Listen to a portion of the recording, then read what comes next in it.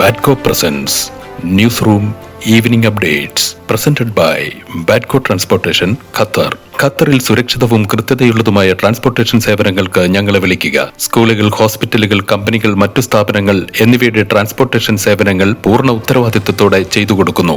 വിളിക്കേണ്ട number ബാഡ്കോ transportation 55515534. News room വാർത്തകളിലേക്ക് വീണ്ടും സ്വാഗതം. ഇന്ന് 2026 മാർച്ച് 24 ചൊവ്വാഴ്ച. വാർത്തകൾ വായിക്കുന്നത് അൻവർ പാലേരി. പ്രധാന വാർത്തകൾ. ഇറാന് നേരായ ആക്രമണം രാജ്യവ്യാപക പ്രതിഷേധത്തിനിടയാക്കിയതോടെ മുഖം രക്ഷിക്കാൻ US പ്രസിഡന്റ് ഡൊണാൾഡ് ട്രംപ് ശ്രമം തുടങ്ങി. ഇറാനുമായുള്ള യുദ്ധത്തിന്റെ ഉത്തരവാദിത്തം പ്രതിരോധ സെക്രട്ടറി പീറ്റ് ഹെക്സത്തിനാണെന്നാണ് ഡൊണാൾഡ് ട്രംപിന്റെ ഏറ്റവും പുതിയ ഇക്കാര്യത്തിലുള്ള വാദം. തിങ്കളാഴ്ച ടെന്നസിയിൽ ചേർന്ന പൊതുസമ്മേളനത്തിലാണ് പ്രതിരോധ സെക്രട്ടറിയെ ഇറാനെതിരായ യുദ്ധത്തിന്റെ പേരിൽ ട്രംപ് കുറ്റപ്പെടുത്തിയത്. ഇറാനെതിരായ ഓപ്പറേഷൻ എപ്പിക് ഫ്യൂരി ട്രംപിനെതിരെ അമേരിക്കയിൽ രൂക്ഷ വിമർശനത്തിന് കാരണമായിരുന്നു. ടെഹ്റാനെതിരായ സൈനിക നടപടിയിൽ ശക്തമായ കാരണമായി മാറിയത് പ്രതിരോധ സെക്രട്ടറി പീറ്റ് ഹെക്സത്തിന്റെ നിരീക്ഷണമാണെന്നാണ് ഇപ്പോൾ ആത്മരക്ഷാർത്ഥം ട്രംപ് വിശദീകരിക്കുന്നത്. ഇറാനിയൻ മിസൈൽ ആക്രമണത്തെ തുടർന്ന് ഒരാൾ കൊല്ലപ്പെടുകയും 5 പേർക്ക് പരിക്കേൽക്കുകയും ചെയ്തതായി UAE പ്രതിരോധ മന്ത്രാലയം അറിയിച്ചു. ബഹ്റൈനിൽ ഒരു പതിവ് ദൌത്യത്തിനിടെ UAE സായുധ സേനയിൽ പ്രവർത്തിക്കുന്ന മൊറോക്കൻ സിവിലിയൻ കോൺട്രാക്ടറാണ് കൊല്ലപ്പെട്ടത്. ആക്രമണത്തിൽ UAE പ്രതിരോധ മന്ത്രാലയത്തിലെ 5 ഉദ്യോഗസ്ഥർക്ക് പരിക്കേറ്റതായും മന്ത്രാലയം അറിയിച്ചു. മരിച്ചവരുടെ കുടുംബത്തിന് മന്ത്രാലയം അഗാധമായ അനുശോചനം രേഖപ്പെടുത്തി. ഇറാന്റെ മിസൈൽ ആക്രമണങ്ങളിൽ നിന്ന് സഖ്യകക്ഷികളെ സംരക്ഷിക്കുന്നതിന് ഗൾഫ് മേഖലയിൽ, പ്രത്യേകിച്ച് ബഹ്റൈനിൽ കൂടുതൽ വ്യോമ പ്രതിരോധ സംവിധാനങ്ങൾ വിന്യസിച്ചതായി ബ്രിട്ടീഷ് പ്രധാനമന്ത്രി കെയർ സ്റ്റാർമർ അറിയിച്ചു. ബ്രിട്ടീഷ് പ്രതിരോധ വ്യവസായ മേഖലയുമായി സഹകരിച്ച് ഗൾഫ് പങ്കാളികൾക്ക് പ്രതിരോധ മിസൈലുകൾ എത്തിക്കാനുള്ള നടപടികൾ വേഗത്തിലാക്കുകയാണെന്നും കുവൈത്തിലും സൗദി അറേബ്യയിലും സമാനമായ സുരക്ഷാ ക്രമീകരണങ്ങൾ നടക്കുന്നുണ്ടെന്നും അദ്ദേഹം പാർലമെന്ററി കമ്മിറ്റിയെ അറിയിച്ചു. കുവൈത്തിൽ ഡ്രോണുകളെ തകർക്കാൻ ശേഷിയുള്ള റാപ്പിഡ് സെൻട്രി മിസൈൽ സംവിധാനം വിന്യസിക്കുമെന്ന് പ്രതിരോധ സെക്രട്ടറി ജോൺ ഹീലി പാർലമെന്റിൽ അറിയിച്ചു.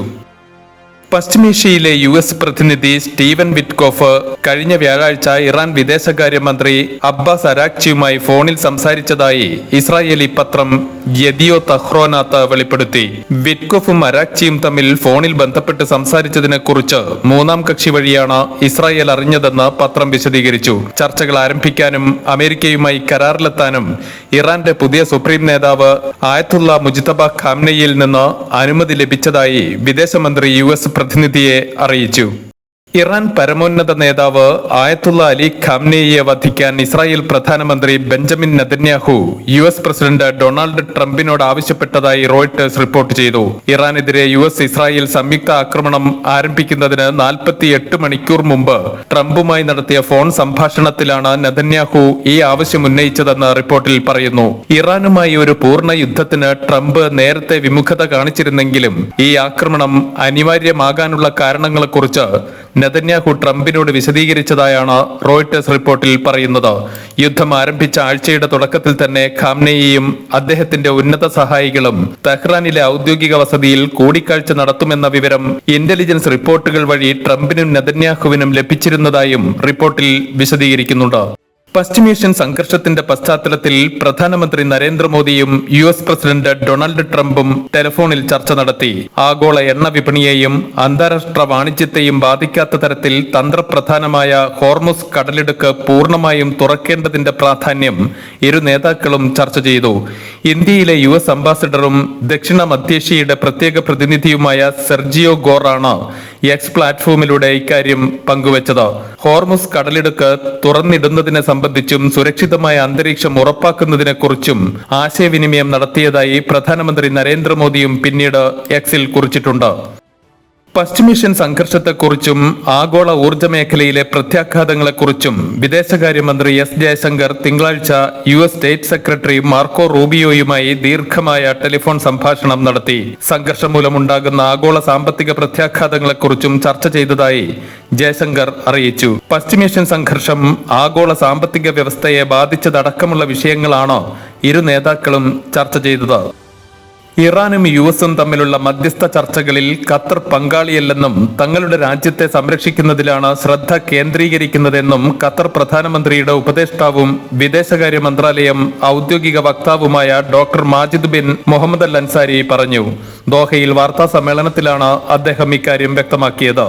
ഇറാനുമായുള്ള ഖത്തറിന്റെ ഏകബന്ധം പ്രധാനമന്ത്രിയും വിദേശകാര്യമന്ത്രിയുമായ Sheikh Mohammed bin Abdul Rahman bin Jassim Al താനിയും ഇറാൻ വിദേശകാര്യമന്ത്രി അബ്ബാസ് അരാക്ചിയും തമ്മിൽ മാത്രമാണെന്ന് ഡോക്ടർ മാജിദ് അൽ അൻസാരി പറഞ്ഞു. എന്നാൽ മറ്റു രാജ്യങ്ങളുമായി പ്രാദേശികവും അന്തർദേശീയവുമായ ബന്ധം തുടരുകയാണെന്നും അദ്ദേഹം കൂട്ടിച്ചേർത്തു. സമീപകാലത്ത് പലതരത്തിലുള്ള യോഗങ്ങൾ നടന്നിട്ടുണ്ടെന്നും അന്താരാഷ്ട്ര സംഘടനകളും സ്ഥാപനങ്ങളുമായി ചേർന്ന് ഒരു പ്രമേയം രൂപപ്പെടുത്താനുള്ള ശ്രമങ്ങൾ തുടരുകയാണെന്നും അദ്ദേഹം വാർത്താ സമ്മേളനത്തിൽ അറിയിച്ചു. ഖത്തറിലെയും മേഖലയിലെയും ഊർജ്ജ സൗകര്യങ്ങൾ ലക്ഷ്യമാക്കിയുള്ള എല്ലാ ആക്രമണങ്ങളെയും അൽ അൻസാരി അപലപിച്ചു. ഗൾഫിലെ പ്രാദേശിക സുരക്ഷാ സംവിധാനം നിലവിലെ യുദ്ധത്തോടെ തകർന്നതായും അദ്ദേഹം വ്യക്തമാക്കി. നയതന്ത്ര ചർച്ചകളിലൂടെ മാത്രമേ സംഘർഷം അവസാനിപ്പിക്കാൻ കഴിയൂ എന്നും വിഷയം എത്രയും വേഗം ചർച്ചാമേശയിൽ എത്തുന്നുവോ അത്രയും നല്ലതാണെന്നും അദ്ദേഹം കൂട്ടിച്ചേർത്തു. നിലവിലെ സാഹചര്യത്തിൽ ഗൾഫ് രാജ്യങ്ങൾ സംയുക്ത പ്രാദേശിക സുരക്ഷാ സംവിധാനം പുനഃപരിശോധിക്കണമെന്നും ഖത്തർ വിദേശകാര്യ മന്ത്രാലയം വക്താവ് ആവശ്യപ്പെട്ടു. ഹോർമുസ് കടലിടുക്കിനെ ആയുധമാക്കുന്നത് ആഗോള സാമ്പത്തിക ഭീകരവാദമാണെന്ന് UAE വ്യവസായ അഡ്വാൻസ്ഡ് ടെക്നോളജി വകുപ്പ് മന്ത്രി ഡോക്ടർ സുൽത്താൻ അഹമ്മദ് അൽ ജാബിർ അഭിപ്രായപ്പെട്ടു. യുഎസിലെ ടെക്സാസിൽ നടക്കുന്ന ഊർജ്ജ മേഖലയിലെ ആഗോള സമ്മേളനത്തിൽ സംസാരിക്കുകയായിരുന്നു അദ്ദേഹം. ഹോർമുസ് കടലിടുക്ക് തടസ്സപ്പെടുത്തുന്നത് ലോകത്ത് എണ്ണ, വാതകം, വളം എന്നിവയുടെ വിതരണത്തെ ഗുരുതരമായി ബാധിക്കുമെന്നും അതിന്റെ പ്രത്യാഘാതം ഫാക്ടറികൾ മുതൽ കുടുംബങ്ങളിലേക്കും വ്യാപിക്കുമെന്നും അദ്ദേഹം മുന്നറിയിപ്പ് നൽകി.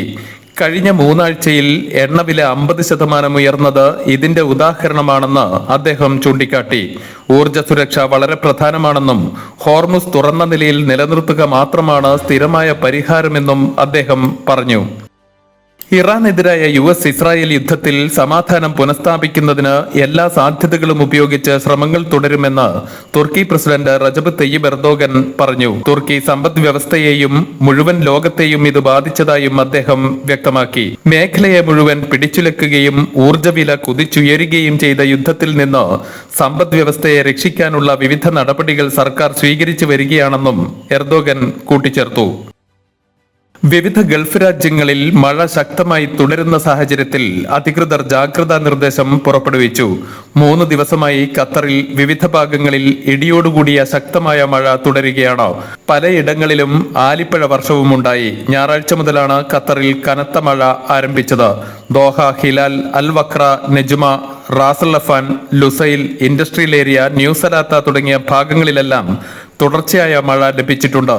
ഒറ്റപ്പെട്ട ഇടങ്ങളിലായിരുന്നു ആലിപ്പഴ വർഷം അനുഭവപ്പെട്ടത്. രാജ്യത്തെ അന്തരീക്ഷം മേഘാവൃതമായി തുടരുകയാണ്. വരും മണിക്കൂറുകളിലും ശക്തമായ കാറ്റിനും മഴയ്ക്കും സാധ്യതയുണ്ടെന്ന് കാലാവസ്ഥാ വിഭാഗം മുന്നറിയിപ്പ് നൽകിയിട്ടുണ്ട്. മഴയത്ത് വാഹനമോടിക്കുമ്പോൾ വേഗത കുറയ്ക്കണമെന്നും ഓവർടേക്ക് ചെയ്യുന്നത് ഒഴിവാക്കണമെന്നും ആഭ്യന്തര മന്ത്രാലയം നിർദ്ദേശിച്ചു. ഒമാനിൽ ശക്തമായ മഴ തുടരുന്നതിനാൽ 8 ഗവർണറേറ്റുകളിൽ നാളെയും പൊതു സ്വകാര്യ മേഖലകളിൽ വർക്ക് ഫ്രം ഹോം സംവിധാനം പ്രാബല്യത്തിലുണ്ടായിരിക്കുമെന്ന് തൊഴിൽ മന്ത്രാലയം അറിയിച്ചു. അസ്ഥിര കാലാവസ്ഥ തുടരുന്ന സാഹചര്യത്തിലാണ് പൊതുജനങ്ങളുടെ സുരക്ഷ മുൻനിർത്തി ഇത്തരമൊരു തീരുമാനം. മസ്കത്ത്, വടക്കൻ, തെക്കൻ Batinah, Musandam, Buraimi, Dhahirah, Dakhiliyah, വടക്കൻ ഷർക്കിയ ഗവർണറേറ്റുകളിലാണ് ഉത്തരവ് ബാധകമാവുക. UAE-യിലും ശക്തമായ കാറ്റും മഴയും 27 വരെ തുടരുമെന്നാണ് മുന്നറിയിപ്പ്. വാഹനം ഓടിക്കുന്നവരും കാൽനട യാത്രക്കാരും ജാഗ്രത പാലിക്കണം. ആലിപ്പഴം വീണ് ചില്ലുകൾ തകരാൻ സാധ്യതയുള്ളതിനാൽ വാഹനങ്ങൾ ഷെഡുകളിലോ സുരക്ഷിതമായ പാർക്കിംഗ് ഏരിയകളിലോ മാറ്റണമെന്നും റോഡരികിൽ മരങ്ങൾക്ക് താഴെ വാഹനങ്ങൾ പാർക്ക് ചെയ്യുന്നത് ഒഴിവാക്കണമെന്നും അതോറിറ്റി നിർദ്ദേശിച്ചു. വ്യോമ പ്രതിരോധ പ്രവർത്തനങ്ങളെ തുടർന്ന് മിസൈൽ അവശിഷ്ടങ്ങൾ പതിച്ചതിന്റെ ഫലമായി 7 ഓവർഹെഡ് വൈദ്യുതി ലൈനുകൾ പ്രവർത്തനരഹിതമായതായി കുവൈത്ത് വൈദ്യുതി ജല പുനരുപയോഗ ഊർജ്ജ മന്ത്രാലയം അറിയിച്ചു. ഇതിന്റെ ഫലമായി രാജ്യത്തിന്റെ ചില പ്രദേശങ്ങളിൽ ഭാഗികമായി വൈദ്യുതി തടസ്സപ്പെട്ടിട്ടുണ്ട്.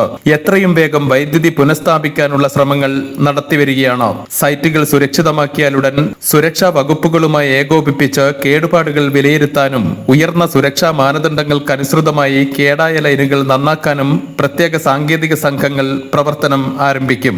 വൈദ്യുതി ഗ്രിഡിലെ എമർജൻസി സാഹചര്യങ്ങൾ നേരിടാനും സേവനത്തിന്റെ തുടർ തുടർച്ച ഉറപ്പാക്കാനും എമർജൻസി സംഘങ്ങൾ 24 മണിക്കൂറും പ്രവർത്തിക്കുന്നുണ്ടെന്നും മന്ത്രാലയം സ്ഥിരീകരിച്ചു. പശ്ചിമേഷ്യയിലെ നിലവിലെ സാഹചര്യത്തിൽ വിദേശ എയർലൈനുകൾ പ്രവർത്തനങ്ങൾ പുനരാരംഭിച്ചത് കണക്കിലെടുത്ത് ഇന്ത്യൻ വിമാന കമ്പനികളും വ്യവസ്ഥകൾ പുനഃപരിശോധിക്കണമെന്ന് Qatar Gulf Calicut passengers association ആവശ്യപ്പെട്ടു. ഖത്തറടക്കമുള്ള GCC രാജ്യങ്ങളിലേക്ക് വിമാന സർവീസ് നടത്താൻ ആവശ്യമായ നിർദ്ദേശങ്ങൾ നൽകണമെന്നും ആവശ്യപ്പെട്ടിട്ടുണ്ട്. കേന്ദ്ര വ്യോമയാന മന്ത്രാലയം, കേരള മുഖ്യമന്ത്രി, കേരളത്തിൽ നിന്നുള്ള MP-മാർ എന്നിവർക്ക് ഇക്കാര്യം ആവശ്യപ്പെട്ട് ഗപ്പാക്ക് കത്തയച്ചിട്ടുണ്ട്. ചർച്ചയിൽ president KK Usman, general secretary Fareed Thikkodi, organising secretary Abdul Rauf Kondotty, Anwar Sadath TMC, Habeeb Rahman Kizhisseri, Ameen Kodiyathur, Mashood Thiruthiyad, Koya Kondotty, Zubair Cherumoth, Shafi Moozhikkal, AR Abdul Rahman, Kareem Haji Memunda തുടങ്ങിയവർ പങ്കെടുത്തു. റിപ്പോർട്ടർ ചാനലിന്റെ സെക്യൂരിറ്റി ക്ലിയറൻസ് പിൻവലിച്ചതായി കേന്ദ്ര സർക്കാർ ഹൈക്കോടതിയെ അറിയിച്ചു. റിപ്പോർട്ടർ ചാനലിന്റെ ലൈസൻസ് ചോദ്യം ചെയ്തുള്ള സാബു M ജേക്കബിന്റെ ഹർജിയിലാണ് റിപ്പോർട്ടർ ചാനലിന്റെ ലൈസൻസ് ഉടമകൾക്കുള്ള സെക്യൂരിറ്റി ക്ലിയറൻസ് പിൻവലിച്ച കാര്യം കേന്ദ്ര ആഭ്യന്തര മന്ത്രാലയം ഹൈക്കോടതിയെ വാക്കാൽ അറിയിച്ചത്. MV നികേഷ് കുമാർ, റാണി വർഗീസ് എന്നിവരാണ് ഇന്തോ ഏഷ്യൻ കമ്പനിയുടെ ഡയറക്ടർമാർ. ചട്ടം മറികടന്നാണ് ചാനലിന്റെ ലൈസൻസ് കൈമാറിയതെന്നായിരുന്നു ഹർജിയിലെ പ്രധാന വാദം. നിലവിലെ ഡയറക്ടർമാരെന്ന് അവകാശപ്പെടുന്നവർക്ക് നിയമപരമായി ചാനൽ നടത്താൻ അവകാശമില്ലെന്നും ലൈസൻസ് കൈമാറിയ കാര്യം ബന്ധപ്പെട്ട മന്ത്രാലയത്തെ അറിയിച്ചിട്ടില്ലെന്നും ഹർജിക്കാരൻ കോടതിയിൽ വാദിച്ചു. ഇതോടെ ഇന്നത്തെ ന്യൂസ് റൂം ബുള്ളറ്റിൻ സമാപിക്കുന്നു. അടുത്ത ന്യൂസ് റൂം ബുള്ളറ്റിൻ നാളെ രാത്രി ഇതേ സമയം കേൾക്കാം.